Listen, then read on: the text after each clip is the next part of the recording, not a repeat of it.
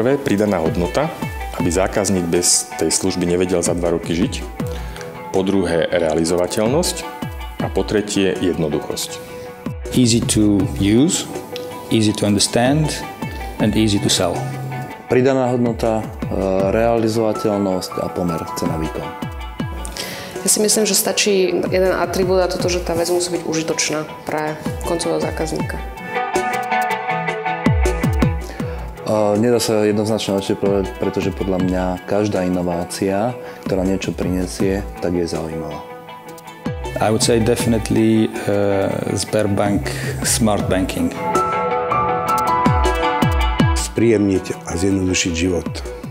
Vypnúť v ľuďoch vetu, to sa nedá, a vetu, tak sa to vždy robilo. Ktorá dokáže identifikovať symptómy chorôb a odporúčiť liečbu, napríklad jednoduchou aplikáciou. Komunikovať so štátnou správou tak, aby ovca bola celá, vlk sytý.